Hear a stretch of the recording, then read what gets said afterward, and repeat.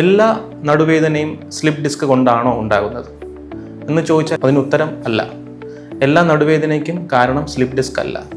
ആദ്യം നമുക്ക് എന്താണ് ഡിസ്ക് എന്ന് നോക്കാം. ഡിസ്ക് എന്ന് പറയുന്നത് നമ്മുടെ നട്ടെല്ലിൽ, രണ്ട് നട്ടെല്ലിനും ഇടയിലുള്ള ഒരു ഷോക്ക് അബ്സോർവ് ചെയ്യാനായിട്ടുള്ള ഒരു വസ്തുവാണ് ഡിസ്ക് എന്ന് പറയുന്നത്. നമുക്ക് നോർമലി നമ്മൾ ഇരിക്കുമ്പോഴും നടക്കുമ്പോഴും നിൽക്കുമ്പോഴും എന്തെങ്കിലും വെയിറ്റ് എടുക്കുമ്പോഴും നമ്മുടെ ശരീരത്തിൽ ഭാരം, അതായത് ഒരു ലോഡ് ഡെവലപ്പ് ചെയ്യുന്നുണ്ട്. ഈ ലോഡ് അബ്സോർവ് ചെയ്യുക എന്നതാണ് ഡിസ്കിൻ്റെ ഫങ്ഷൻ. പക്ഷെ ചിലപ്പോൾ ലോഡ് അധികമാകുന്ന അവസ്ഥയിലോ അല്ലെങ്കിൽ റോങ് പോസ്റ്റേഴ്സിൽ നമ്മൾ എന്തെങ്കിലും വെയിറ്റ് എടുക്കുകയോ തുടങ്ങിയ അവസ്ഥകളിൽ നമുക്ക് ഡിസ്കിന് എടുക്കാൻ പറ്റുന്നതിൽ കൂടുതൽ ലോഡ് വരുമ്പോൾ ഡിസ്ക് എന്ത് ചെയ്യുമെന്ന് വെച്ചാൽ ഡിസ്കിന് തേയ്മാനം സംഭവിക്കുകയും ഡിസ്ക് ബൾജ് ഉണ്ടാവുന്നുണ്ട്. തുടർന്ന് ഈ ഡിസ്ക് ബൾജ് നമുക്കൊരു നടുവേദനയ്ക്ക് ഒരു പ്രധാനപ്പെട്ട ഒരു കാരണമാണ്.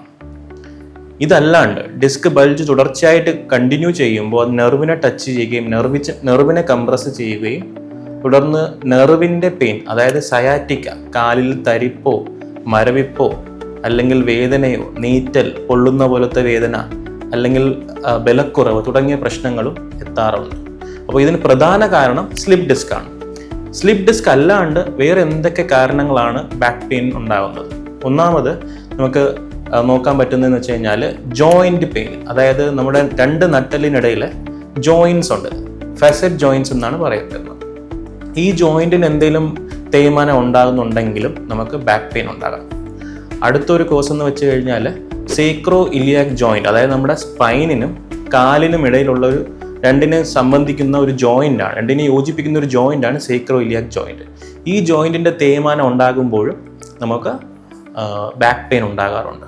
ഇനി ഏറ്റവും കൂടുതലായിട്ട് കാണുന്ന, അതായത് ഏറ്റവും കൂടുതൽ നമ്മൾ ചിലപ്പോൾ മനസ്സിലാക്കാത്തതുമായിട്ടുള്ളൊരു കാരണമാണ് ഓസ്റ്റിയോപോറോസിസ് എന്ന് പറയുന്ന കണ്ടീഷൻ.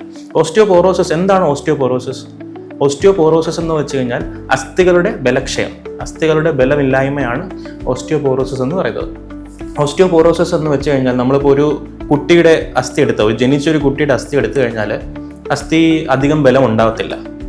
പക്ഷെ വളരും തോറും നമ്മുടെ ശരീരത്തിലുണ്ടാകുന്ന വളർച്ച പോലെ അസ്ഥികൾക്കും ബലം കൂടുന്നു. ഒരു 20 മുതൽ 22 വയസ്സൊക്കെ ആകുമ്പോഴായിരിക്കും നമ്മുടെ അസ്ഥികളുടെ ഏറ്റവും കൂടുതലായിട്ടുള്ള ബലമുള്ള ഒരു അവസ്ഥ എത്തുന്നത്. അത് കഴിഞ്ഞു കഴിഞ്ഞാൽ പയ്യെ നമ്മുടെ അസ്ഥികളിലും ബലക്ഷയം ഉണ്ടാകാറുണ്ട്. ഈ ബലക്ഷയം ഉണ്ടാകുന്ന പ്രോസസ്സിനെയാണ് നമ്മൾ ബോണിൻ്റെ ഡീജനറേഷൻ എന്ന് പറയുന്നത്. അപ്പോൾ ബോണ് ഉണ്ടാകുന്നത് പോലെ തന്നെയാണ് ബോണിൻ്റെ ഡീജനറേഷൻ ഉണ്ടാകുന്നത്.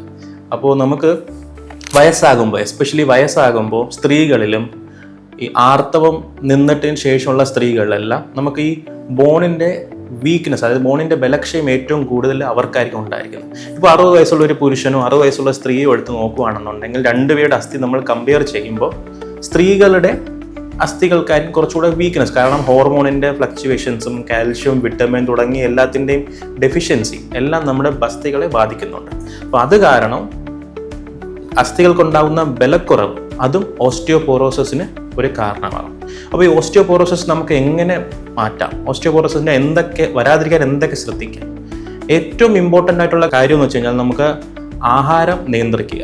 നമുക്ക് കാൽഷ്യം, വിറ്റമിൻ, പ്രോട്ടീൻസ് അടങ്ങിയ ആഹാരങ്ങൾ നമ്മുടെ ഭക്ഷണത്തിൽ കൊണ്ടുവരണം. അതുകൂടാണ്ട് വ്യായാമം, നമുക്ക് സ്വിമ്മിങ്, യോഗ അല്ലെങ്കിൽ നമുക്ക് എന്തെങ്കിലും തുടർച്ചയായിട്ടുള്ള വ്യായാമ മുറകൾ തീർച്ചയായിട്ടും നമ്മൾ ഓസ്റ്റിയോപോറോസിസ് വരാൻ സാധ്യതയുള്ള ആൾക്കാരും മുതിർന്നവരും ഇത് തീർച്ചയായും ഫോളോ ചെയ്തിരിക്കണം. കാരണം ഓസ്റ്റിയോപോറോസിസ് എന്ന് പറയുന്ന കണ്ടീഷൻ കൊണ്ട് നമുക്ക് എങ്ങനെയാണ് നമുക്ക് ഓസ്റ്റിയോപോറോസിസ് ഉണ്ട് എന്ന് മനസ്സിലാക്കുന്നതെന്ന് വെച്ച് കഴിഞ്ഞാൽ, ഒന്ന്, വിട്ടുമാറാത്ത നടുവേദന ഉണ്ടാകാം. രണ്ടാമത് നമ്മൾ ചെറുതായിട്ടൊന്ന് ഇരിക്കുമ്പോഴോ അല്ലെങ്കിൽ ചെറുതായിട്ടൊന്ന് വീഴുമ്പോഴോ നട്ടലിലോ കാലിലോ ഫ്രാക്ചേഴ്സ് ഉണ്ടാകാം. പിന്നെ ഹൈറ്റ് കുറയുക, കൂനിപ്പോവുക തുടങ്ങിയ പ്രശ്നങ്ങൾ ഓസ്റ്റിയോപോറോസിസിൻ്റെ ലക്ഷണങ്ങളാണ്. അപ്പോൾ ഇതൊക്കെയാണ് സ്ലിപ്പ് ഡിസ്ക് അല്ലാതെ നടുവേദനയ്ക്ക് ഉള്ള കാരണങ്ങൾ.